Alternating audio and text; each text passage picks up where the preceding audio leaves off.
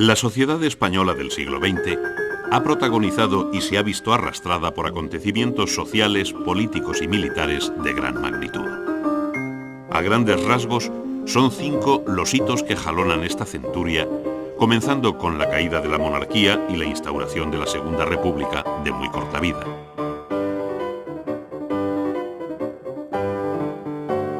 Luego, la guerra civil pondría de manifiesto de modo cruel la existencia de 2 Españas irreconciliables que sobrevivieron bajo el largo período franquista. Finalmente, en el último cuarto de siglo se recuperarían las libertades democráticas bajo la monarquía parlamentaria del rey Juan Carlos. Durante esta etapa final, el país ha logrado un envidiable equilibrio social, político y económico que le permite incorporarse al mundo exterior en un plano de igualdad con el resto de las naciones de Europa. El comienzo del siglo XX coincide con la mayoría de edad de Alfonso XIII. Se iniciaba entonces una etapa de hondas crisis sociales, económicas y políticas que se agudizaron con la huelga general del año 17, poniendo en peligro la monarquía parlamentaria apoyada en el bipartidismo de conservadores y liberales.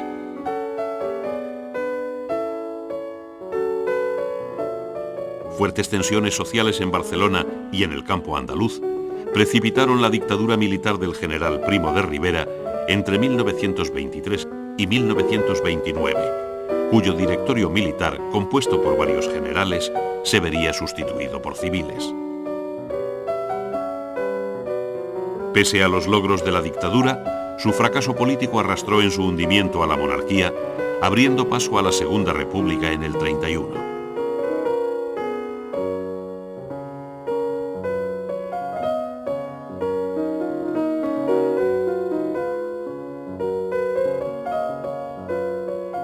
Presidida por Alcalá Zamora hasta que fue sustituido por Azaña después del triunfo del Frente Popular en las elecciones del 36, la República tuvo que hacer frente al radicalismo anticlerical, a pronunciamientos militares, al separatismo vasco y catalán, a las consecuencias de la reforma agraria y a diferentes coaliciones políticas que produjeron un serio y general desequilibrio en la sociedad española.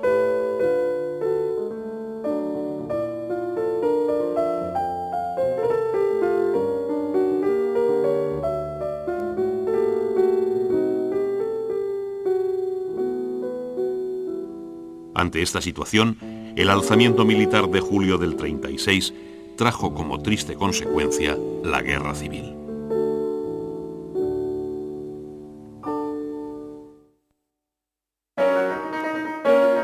Lo que había comenzado como una rebelión militar, muy pronto se convirtió en cruel guerra civil entre republicanos y el llamado Movimiento Nacional, cuyo desarrollo en el tiempo y en el espacio conoció entre 1936 y 1939 distintas fases y episodios. La toma de Madrid por las tropas de Franco y la rendición de las últimas ciudades de la ya periclitada República permitieron firmar el último parte de guerra el día 1 de abril del 39. La ayuda extranjera a los 2 bandos contendientes hizo de la guerra española un primer campo de batalla en la Segunda Guerra Mundial.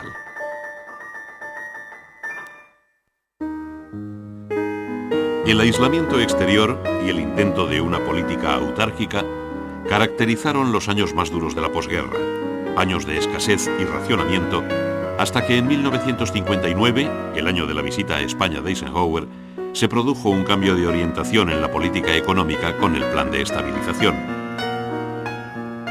Ello permitió un crecimiento económico sin precedentes en los años 60, que sin embargo no significó aperturismo político, por lo que fue una etapa especialmente conflictiva dada la contestación al régimen de Franco.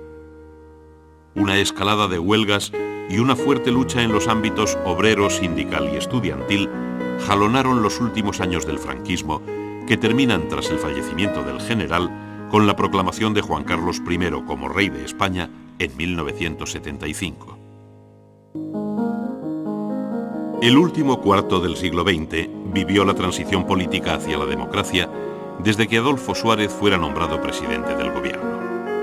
la legalización de los partidos políticos y las organizaciones sindicales, así como las elecciones generales de 1977, pusieron al país, no sin dificultades, en el camino hacia las libertades democráticas. El consenso alcanzado en la Constitución de 1978 permitió la reorganización del Estado en el actual régimen democrático y autonómico que el asalto al Congreso de los Diputados del 23F intentó vanamente derrocar.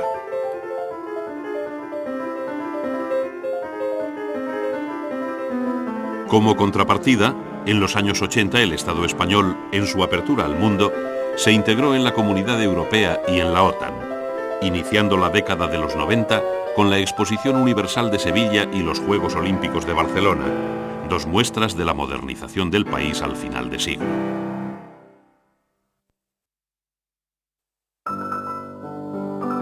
Como contraste de la difícil situación que atraviesa la historia de España a lo largo del siglo XX, el país conoció algunas secuencias culturales que se encuentran entre las más brillantes de su pasado.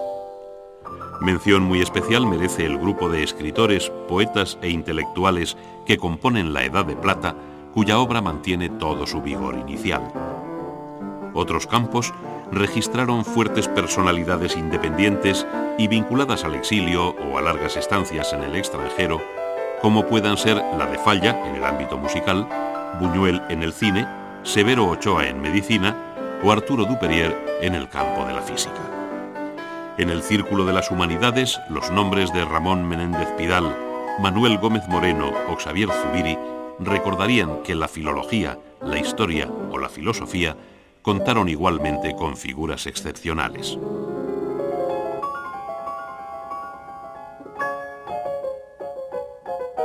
En el primer tercio del siglo tuvo lugar lo que se ha llamado la Edad de Plata de la cultura española, en la que coinciden los hombres del 98 como Unamuno, Pío Baroja, Azorín, Antonio Machado, Maeztu y Valle Inclán, con los de la generación del 27, esto es, con Gerardo Diego, García Lorca, Alberti, Salinas o Miguel Hernández. La poesía, la novela, el teatro, el ensayo y el pensamiento no conocieron en nuestra historia tal plenitud. De ella vivió en parte la posguerra con Gómez de la Serna, Sender, Ortega y Gasset, Eugenio d'Ors o Marañón.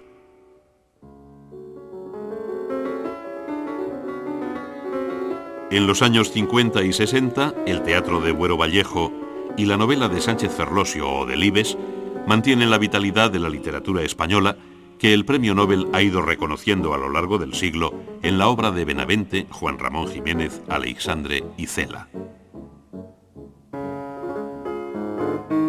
La música española de la primera mitad del siglo XX gira en torno al talento excepcional de Manuel de Falla, cuya obra se inscribe en el nacionalismo musical, mientras que la zarzuela vive sus años finales en las composiciones de Vives, Guerrero y Sorozábal. En 1940 se estrenó el Concierto de Aranjuez de Joaquín Rodrigo, uno de los maestros de la segunda mitad del siglo, cuya música mantiene claros ecos españoles.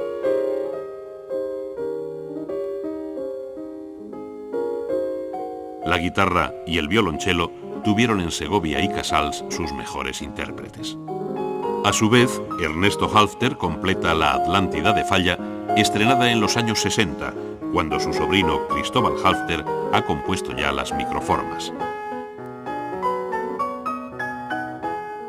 Otros compositores como Luis de Pablo y Bernaola seguirían abriendo el camino hacia nuevas ideas musicales.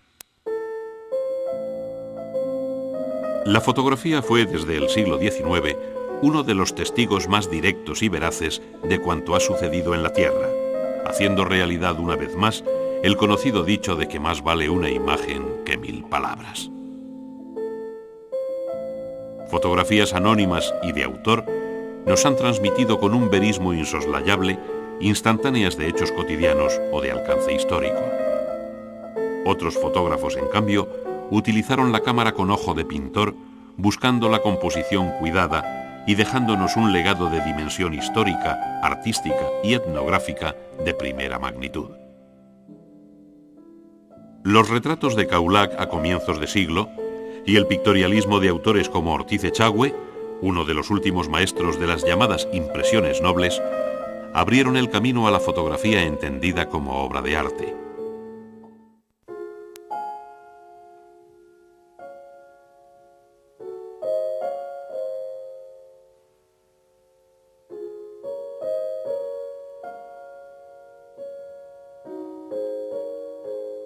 Los 100 años del cine español han conocido muy distintas etapas, destacando los inicios de aquellos pioneros que fueron los hermanos Baños, Gelabert o Chomón dentro del cine mudo. En los años 30 se introdujo el cine sonoro con los éxitos de Florian Rey e Imperio Argentina que interrumpieron la guerra civil. La censura, la exclusividad informativa de Nodo, el aparato propagandístico del régimen, el Instituto de Investigaciones y Experiencias Cinematográficas, así como una muy larga producción en la que destaca Cifesa, definen los años 40 plenos de actores y directores. En la década siguiente, los nombres de Berlanga y Bardem marcaron una renovación crítica y estética del cine español que se verá incrementada desde los 60 con Saura, Azcona, Querejeta y otros, hasta llegar a los Oscar obtenidos por Garci y Trueba.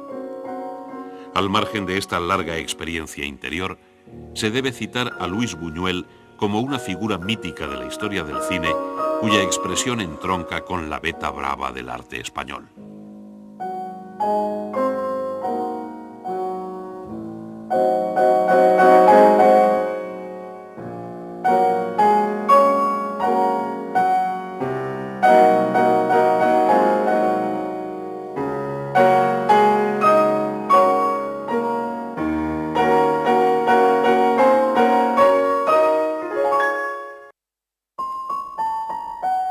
El siglo XX alcanzó su propia dimensión estética en la visión abstracta de la naturaleza, olvidando tradiciones estilísticas y razones históricas para sentirse libre en el proceso creador. Este compromiso exclusivo con el arte permitió a los mejor dotados crear un nuevo mundo de formas hasta entonces inéditas y de escondida belleza que ahora alcanzaban toda su frescura virginal. La arquitectura supo extraer de los nuevos materiales expresivas soluciones convertidas en el escenario de la vida del hombre moderno, tanto en su esfera pública como privada.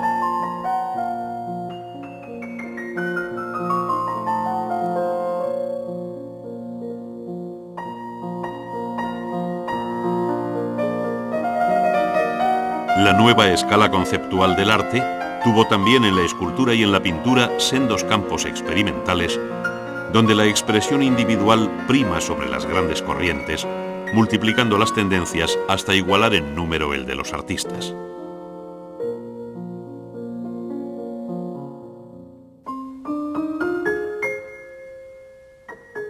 El balance del arte en España durante el siglo XX resulta sin duda muy positivo, pues tanto la arquitectura como la escultura y pintura han dado parte de los nombres que protagonizaron la vanguardia artística en esta centuria, destacando por encima de todos el de Picasso.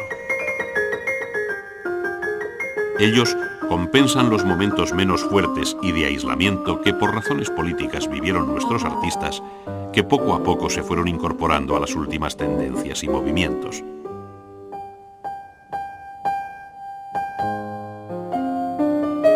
Con todo, el arte español ha sido también escenario del gran debate que subyace en el ámbito de la creación artística de nuestro siglo.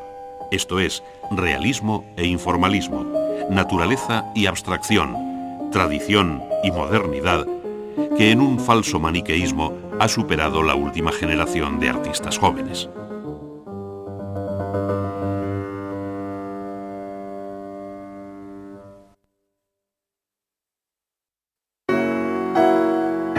La arquitectura española inició la centuria utilizando los viejos estilos del siglo XIX en una visión entre amable y tardorromántica del historicismo con acentos nacionalistas y regionalistas.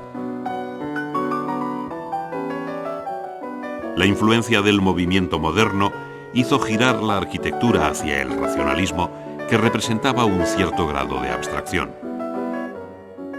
Interrumpido este proceso por la Guerra Civil, la renovación de la arquitectura se movió entre la tradición y la vanguardia, parte de la cual se gestó en el exilio. Pronto, la arquitectura española recuperó un excelente pulso, obteniendo amplio reconocimiento internacional que después de la transición política a la democracia ha dado lugar a sus más renovadoras imágenes.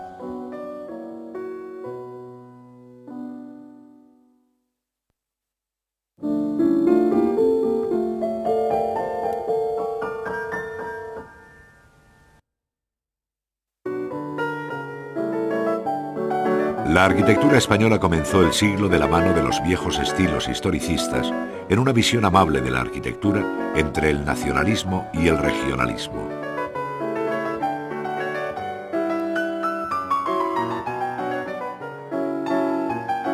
La influencia del movimiento moderno hizo variar hacia el racionalismo a una arquitectura que iba a estar comprometida consigo misma en un proceso creciente hasta llegar a las últimas imágenes de fin de siglo.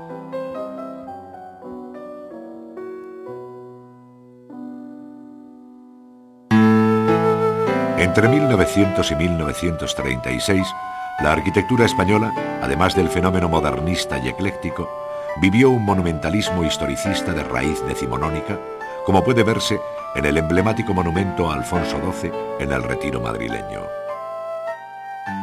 La Gran Exposición Iberoamericana de Sevilla del año 29 resume bien aquella serie de rasgos últimos de una tradición española que tiene su equivalente en la visión figurativa de la pintura y la escultura. Se trata de una bella arquitectura que ha resistido bien el tiempo y a la que se quiso imprimir un carácter entre nacional y regionalista. Otros arquitectos renunciaron a esta línea imitativa de la arquitectura del pasado, siendo el más representativo Antonio Palacios, cuyos proyectos y edificios incorporan una escala y un lenguaje nuevos en la ciudad. Un cierto clasicismo monumental, interesado por el juego de masas y volúmenes, caracteriza su interesante y personalísima obra, donde los detalles plásticos, bien integrados en la arquitectura, alcanzan un tratamiento exquisito.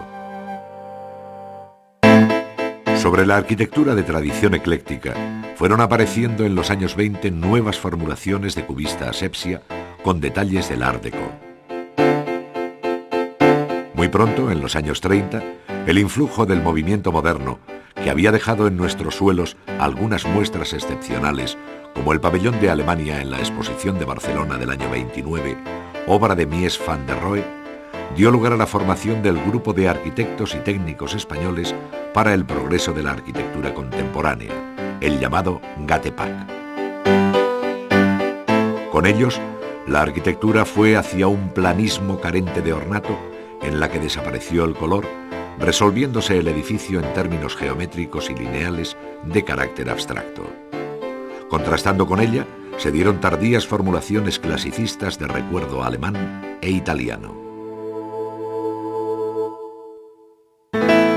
Después de la Guerra Civil encontramos una línea oficial de carácter monumentalista en la que se dan cita elementos varios del clasicismo, de la que su mejor ejemplo es el conjunto de la Universidad Laboral de Gijón, obra de gran alcance emblemático y constructivo.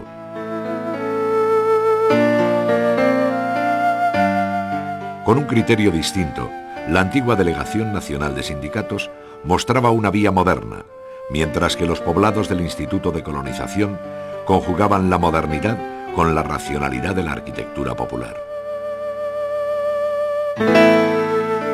En los años 60 y 70, los edificios de viviendas, así como los de oficinas, ofrecen algunas de las imágenes más representativas de la nueva arquitectura, a la que se sumaron en los 80 y 90 edificios institucionales como ayuntamientos y museos, estaciones de ferrocarril y un largo etcétera, que multiplica el interés de la arquitectura contemporánea española. Dentro del difícil campo de la arquitectura religiosa, permanecerán para siempre como modélicas algunas de las propuestas de los años 50, como la iglesia de los dominicos de Alcobendas. Las exposiciones universales siempre han sido lugar de confrontación arquitectónica, donde cada época ha mostrado las imágenes más vanguardistas de su tiempo. Esto es lo que sucedió en la llamada Expo de Sevilla de 1992, donde el presente y el futuro parecen ir a la par en una ciudad que, siendo real, participa de una concepción visionaria. Ello resultó especialmente sorprendente en una Sevilla cargada de historia arquitectónica, tal y como aún nos lo recuerda el conjunto de la célebre exposición del 29. Ahora, por el contrario, estas imágenes pertenecen a un lenguaje universal desligado de un espacio concreto y de un tiempo determinado, donde en todo caso fue el clima el que impuso algunos de sus condicionantes más espectaculares, dando lugar a ingeniosas soluciones, aparentemente simples en sus formas, pero de compleja concepción y altísima tecnología. Arquitectura e ingeniería, en fin, dieron forma a puentes y estaciones en esta visión dinámica de la construcción en vísperas del siglo XXI. Desde la designación de Barcelona como sede oficial de los Juegos Olímpicos del 92, la ciudad acometió varios proyectos urbanísticos y arquitectónicos de gran empeño, que permitieron ofrecer una imagen renovada de la ciudad, en especial en su fachada al mar, donde surgió la Villa Olímpica, Nova Icaria, como prolongación y término del ensanche de Cerdá. A su vez, en el anillo olímpico, el viejo estadio de Montjuïc, que se hizo para la Exposición Internacional del año 29, conoció una actualización añadiéndole el impresionante voladizo de 50 metros sobre la tribuna. Sin embargo, sería el nuevo Palacio de los Deportes, conocido como Palau Sant Jordi, obra del japonés Isozaki, la obra más impresionante del anillo, en especial atendiendo a su formidable estructura metálica, que alza a 45 metros de altura sus más de 13.000 metros cuadrados de cubierta, permitiendo un interior diáfano de imponente aspecto. Con el siglo XX llegó una nueva manera de entender la estética escultórica. La vieja fórmula de la escultura figurativa, que copiaba o idealizaba la naturaleza, pervivió, mejor o peor solventada, mientras el retrato continuó pujante, intentando acomodarse a formas simplificadas sin perder expresión. Pero lo que da verdadero carácter a la escultura del siglo XX es su relación con la pintura, que la enseñó a dibujar en el aire con las más variadas materias, con hierro y bronce sobre todo, pero también con el frío acero inoxidable y hasta con humildes alambres.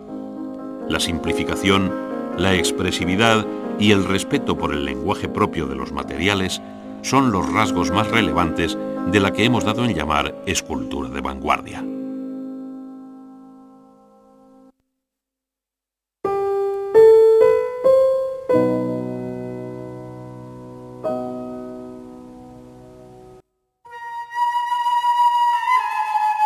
Durante el siglo XX hubo distintos movimientos escultóricos, algunos demasiado tributarios de la pintura, hasta el punto de llegar a hablarse de una escultopintura para piezas que disfrutan de la estética de ambas artes a la vez y que a menudo utilizan el lienzo como soporte. Pero en esencia, puede decirse que la escultura transcurrió por dos caminos paralelos, el del tradicionalismo y el de la vanguardia. Y planeando sobre ambos la sombra de los grandes maestros capaces de crear nuevas fórmulas de expresión. La herencia figurativa del siglo XIX pervivió a lo largo del siglo XX y fue evolucionando hacia una mayor simplicidad de las formas. Los volúmenes compactos dominaron la estética de la escultura en piedra, mientras el bronce mantuvo la tradición de trabajar superficies minuciosamente realistas que desembocaron en un hiperrealismo testimonial. Paralelamente surgieron los llamados neofigurativismos que transformaron y vivificaron la escultura tradicional, como muestra la entrañable obra de Cristino Maggio. Hubo grandes maestros neofigurativos que, pisando a veces la frontera del informalismo, sugiriendo volúmenes e inventando una nueva poética, explicaron en un lenguaje desconocido hasta entonces la esencia eterna de la escultura, como en el caso de Venancio Blanco. Las vanguardias buscaron la forma pura, algo muy difícil de conseguir en escultura, donde, como decía Ferrand, todo se parece a algo. Expresionismo, abstracción o minimalismo son algunos de los nombres con los que se arropa la escultura no figurativa, que tuvo representantes de excepción en España, como Alberto, que da con su obra una lección magistral de escultura, o Ferrand, que juega con su arte como quien conoce ya desde niño lo más profundo de él. La escultura de vanguardia contó también con teóricos de excepción, como Jorge Oteiza, que puso en crisis los principios escultóricos, o Pablo Serrano, que pasó de la figuración a la no figuración una y otra vez para mostrar que el espíritu de su escultura no cambiaba por ello. España tuvo grandes escultores a lo largo del siglo XX. La tendencia tradicionalista contó en el retrato con la expresividad y maestría de ejecución propias de Julio Antonio. Adquirió rotundidad y simplificación de volúmenes gracias a Mateo Hernández y Manolo Huguet, mientras la libertad concedida al artista fue dando lugar a los diversos neofigurativismos. La escultura no figurativa, por su parte, recorrió caminos divergentes, pero tuvo como primeros paladines a Alberto y a Ferrand y sobre todo a Julio González. Julio González Pellicer se inició en la orfebrería y en la pintura hasta que se convirtió en el gran paladín de la escultura contemporánea. Como pintor expresó un íntimo sentimiento escultórico de las formas, ofreciéndonos al principio de su carrera una pintura en la que las figuras representadas parecen más estar talladas que sugeridas. Compartió algunas veces preocupaciones cubistas y expresionistas, si bien en sus años finales traspasó sin disimulo al lienzo sus bocetos escultóricos. En cambio, en su faceta de escultor y como paradoja, imprimió a su obra principios pictóricos. Sus primeras obras ya eran tributarias de la vibración lumínica inventada por el italiano Rosso, y pronto aprendió la lección que su compatriota Gargallo daba en París, simplificando las formas hasta desembocar en las máscaras de rostros sugeridos. Después, las placas recortadas le enseñaron a atrapar el espacio en la confluencia de los planos, induciéndole a buscar en la línea la fórmula mágica para prescindir de la materia. Con esto marcó el camino más arriesgado que haya recorrido la escultura de vanguardia del siglo XX. Eduardo Chillida adquirió una gran experiencia ensayando la unión del primitivismo totémico con la abstracción geométrica en la búsqueda de una escultura de raigambre vasca. Después, volcó sus esfuerzos en vincular la escultura de gran tamaño con la naturaleza, de modo que el cielo, el mar, las rocas y la propia obra formaran un todo. Cuidó también los materiales utilizando fundamentalmente el hormigón y el hierro, consiguiendo con ellos obras tan sorprendentes como el elogio del horizonte o el peine de los vientos. En España, a principios del siglo XX, no se entendieron ni se apreciaron los movimientos vanguardistas franceses. Los pintores españoles en España prefirieron seguir el ejemplo de Zuloaga, que había alcanzado fama internacional desde París con una pintura de raigambre casticista, en vez de interesarse por los arriesgados experimentos artísticos de Picasso en Francia, que habían revolucionado el arte tradicional. Solo muy tardíamente nuestros artistas se interesaron por el cubismo, el fauvismo o el surrealismo, cuando las últimas tendencias miraban hacia el informalismo. En esta línea se empezaron a mover los pintores españoles a partir de los años 50, prosperando toda una escuela de arte abstracto de acusada personalidad.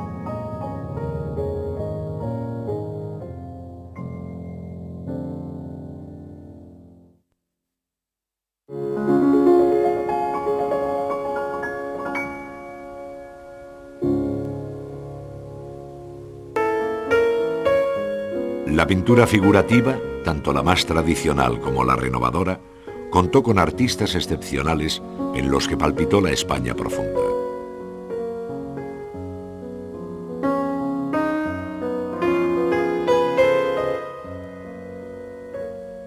Después, los pintores intentaron condensar a través del constructivismo y la abstracción, el sentimiento universal del arte. Sumáronse así por fin a las vanguardias, llegadas ya a sus últimas consecuencias de la mano de tres genios españoles afincados en París: Picasso, Miró y Dalí.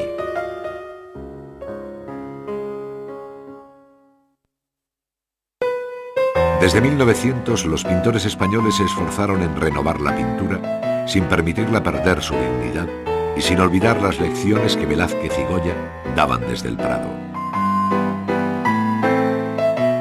El resultado fue una recia pintura figurativa, moderna y tradicional a la vez, que exacerbaba el casticismo y exaltaba la raza. Los pintores fueron conscientes de la responsabilidad que entrañaba su actitud y se agruparon por regiones. Artistas cántabros, vascos, catalanes, madrileños y andaluces que se reunían en cenáculos y exponían conjuntamente, buscando las claves de su identidad como colectivo. La adscripción a un nuevo figurativismo no acalló esta tendencia, que se siguió plasmando en el paisaje y en la pintura de composición. Los movimientos renovadores como Dau al Set prendieron con fuerza en España después de la Guerra Civil. Se basaron unas veces en el surrealismo y otras en el constructivismo del lienzo, inspirado por los diferentes cubismos que, nacidos de Picasso, habían sido transformados por pintores españoles como Gris o María Blanchard, trastocando el viejo concepto de representación figurativa y rozando en ocasiones la frontera de la abstracción. No se despreció tampoco la alternativa de una pintura mágica inspirada en los signos prehistóricos de Altamira o en las ensoñaciones de Chagall, e incluso el arte pop tuvo una interesante representación gracias al equipo Crónica. En general, el último cuarto de siglo fue fértil en esfuerzos renovadores asumidos por pintores de muy sólida formación. La segunda mitad del siglo fue fecunda en pintores que, después de haber iniciado su arte en una pintura de tradición figurativa, saltaron al mundo del informalismo. Tapies es sin duda el genio indiscutible del movimiento informal, porque fue capaz de sintetizar su arte en cuadros de compacta pasta y a menudo de un solo color, imponiendo el respeto por las texturas. También consiguió el informalismo una expresividad rabiosa en manos de Saura y de Millares, y una sutil elegancia en manos de Palazuelo. Mientras, el equipo 57 teorizaba sobre el arte liberado de individualismo y engranaba a través de la abstracción la pintura con el diseño. Unos y otros convirtieron la abstracción en la vanguardia más importante del siglo XX español. Fueron muchos los pintores españoles que vivieron en Francia durante el siglo XX, pero quizá hablar de una escuela de París sea excesivo. Se trata de pintores de distinto signo que en su mayoría sintieron en un momento u otro de su vida el influjo de Picasso, Miró o Dalí. La vida y obra de Pablo Ruiz Picasso representan la espina dorsal no solo de la pintura, sino del arte del siglo XX. Es sin duda uno de los grandes creadores de la historia, pues revolucionó el modo de ver y sentir las artes plásticas de tal manera que después de Picasso puede decirse que nada seguiría igual. Si bien su nombre se encuentra vinculado al del movimiento cubista, Picasso fue más allá en un incansable afán de búsqueda, haciendo de su producción un itinerario personal por la más absoluta vanguardia que él mismo fue alumbrando. Durante la larga vida del pintor, nacido en Málaga en 1881 y fallecido en 1973, se detectan varias etapas a partir de su formación inicial y académica, deudora de la pintura de fin de siglo.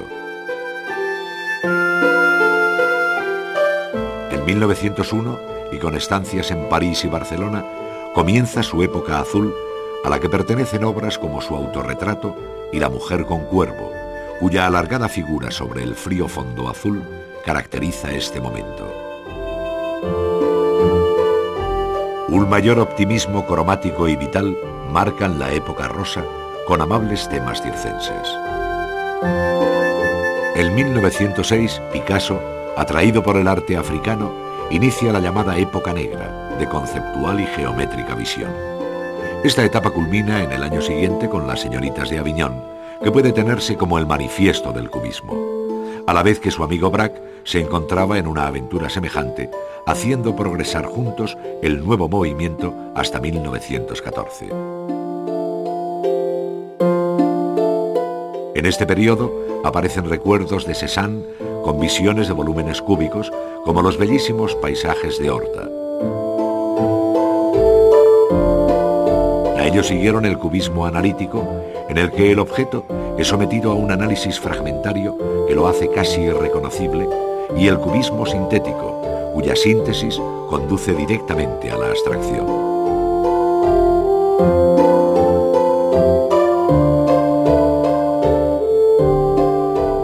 En estos años aparecieron las construcciones y collages como último asidero de una realidad que se ha roto en 1000 pedazos, siendo obra importante con la que se cierra esta etapa, El hombre de la pipa. Sin renunciar nunca a la visión cubista, como se ve en la estática composición de los 3 músicos del año 21, o en la gran naturaleza muerta que es El taller con cabeza de yeso, 4 años posterior, la pintura de Picasso, desde el final de la Primera Guerra Mundial hasta 1925, se caracteriza por una vuelta al orden tradicional en el que dibujo, forma y color cobran de nuevo la fuerza del mundo real. Figuras en reposo y movimiento, sus formas llenas, el tono clásico de sus actitudes, la referencia al mar, a la luz, al aire libre, en una palabra, la exaltación de la vida bajo un prisma mediterráneo, justifican el nombre de época clásica para referirse a estos años. A partir de 1925, Picasso, sin dejar de ser él, se vinculó en París al grupo de pintores surrealistas, dando lugar a conocidas telas como El beso, La danza y El gran desnudo en el sillón rojo, donde una honda metamorfosis onírica, potenciada por el color, nos hace preguntarnos si estamos ante el mismo pintor de épocas anteriores. Tal es la versatilidad del artista, cuyo creciente interés por el sentido plástico de la escultura le llevó a pintar La bañista sentada, de bella y disgregada anatomía sobre el mar.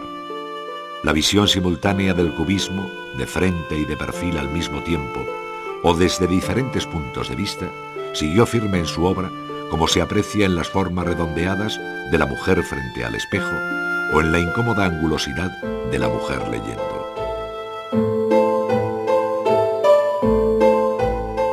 En 1937, el gobierno de la República Española, en plena contienda de la Guerra Civil, encargó a Picasso el célebre cuadro de Guernica para el Pabellón de España en la Exposición Internacional de París de aquel año, cuya apocalíptica visión hizo de esta obra una de las más emblemáticas del siglo XX. Desde los años 50, Picasso pintó de modo incansable, destacando la interpretación cubista de obras clásicas, como la serie de versiones sobre las Meninas de Velázquez, acercándose igualmente a otros pintores como Poussin. Dentro de su obra final, y dejando ahora dibujos y grabados, destaca la serie del pintor y la modelo, cuyos abiertos ojos y diestra mano resumen la inquebrantable vocación de este genio de la pintura. Joan Miró nació en Barcelona en 1893. Se sumó al fauvismo y al surrealismo sin cuajar en ninguno de ellos por su talante independiente. Encontró su camino cuando consiguió que los objetos representados en sus cuadros formaran un universo soñado o país de fantasía en el que los hizo vivir sin relación ninguna con el mundo real. A partir de los años 60, los abandonó para acercarse al pujante movimiento informal.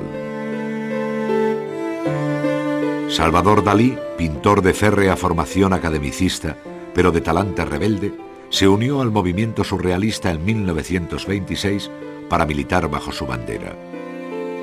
Utilizó como pretexto pictórico la realidad onírica que los surrealistas decían reinterpretar en sus lienzos. Tomó del surrealismo las grandes perspectivas desnudas y la esencia del absurdo, plasmada en sus personajes deformes y metamorfoseados, pero su pintura siempre mostró un dibujo impecable y un correcto uso del color. El concepto de arte decorativo fue cambiando este siglo. El objeto artesano, realizado cuidadosamente por las manos de su autor, se vio desplazado por el llamado objeto de diseño como producto industrial. El diseño, sinónimo de novedad, obsesionó también a los talleres pequeños, que buscaron cada vez mayor originalidad, aunque su interés estriba en haber desarrollado nuevas ramas del arte, de las que se convirtió en verdadero protagonista, como la moda y su amplio entorno o el cartel publicitario.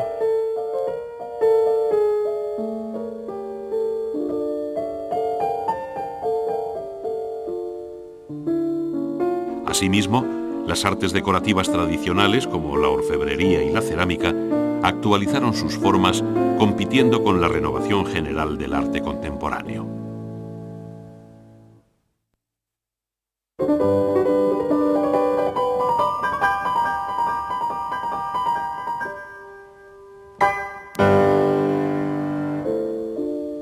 En España se valoró pronto el diseño entre las clases más acomodadas.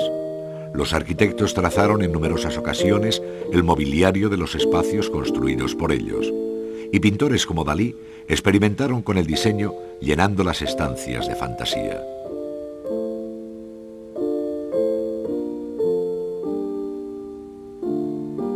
Las desaparecidas escuelas de artes y oficios prestaron gran servicio a las artes de diseño como la joyería y los tapices, o a las técnicas de grabado, cuya enseñanza quedó en sus manos.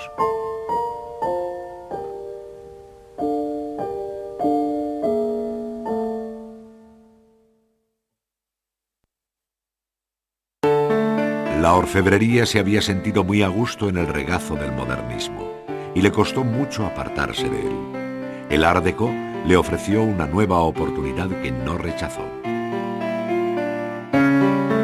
Simplificó las formas, renunciando poco a poco a la minuciosa pedrería de herencia isabelina. Recurrió al esmalte como decoración porque se acoplaba muy bien a los nuevos perfiles recortados y porque su policromía podía sustituir a la filigrana propia de la joya tradicional. Después de la guerra, la orfebrería y sobre todo la joyería no ha conocido una línea definida, quedando a merced del gusto del orfebre. Desde los años 20, la moda obedeció a los creadores que dictaban su mandato desde las pasarelas. Los vestidos y complementos, que en ocasiones eran verdaderas obras de arte, presentaban riquísimos bordados en perlas y pedrería e impulsaron el diseño de textiles en estampados y brocados, así como el efecto de nuevas texturas en los tejidos de fibras naturales y sintéticas. Balenciaga fue el diseñador que, alcanzando fama internacional, dio el máximo prestigio a la moda española. El Art Déco dominó la estética del mueble desde 1925 hasta los años 50, utilizando maderas nobles y aceptando en su seno influencias orientalizantes. Asimismo, se iniciaba en aquellos años el uso de estructuras metálicas en los elementos de soporte, que tuvieron especial aceptación en los muebles de asiento. La segunda mitad del siglo hubo de preocuparse por atender a una demanda creciente generada por modas y necesidades cambiantes que convirtieron al mueble en un objeto más de consumo, utilizándose entonces materiales de gran novedad y escasa vida como resinas, médulas, mimbres y maderas poco nobles, así como tapizados íntegros en piel o textiles. La cerámica contó con dos centros de enseñanza de singular importancia: las escuelas nacionales Massana de Barcelona y La Tinaja de Madrid. A partir de los años 30, se comenzaron a valorar los volúmenes desde un punto de vista escultórico, desterrándose el modernismo y primando la forma y las texturas de la materia por encima de la ornamentación.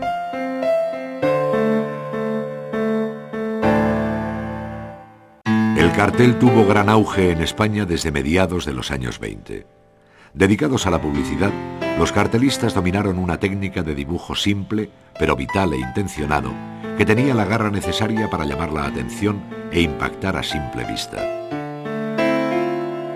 Este carácter propio del cartel le convirtió en arma excepcional de propaganda partidista durante la contienda civil.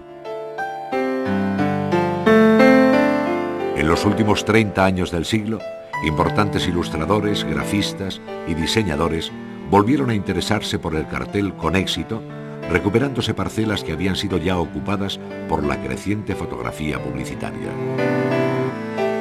Comenzaron a utilizarse nuevas fórmulas como las de Mariscal en Barcelona o a rememorar intencionadamente la estética del pasado.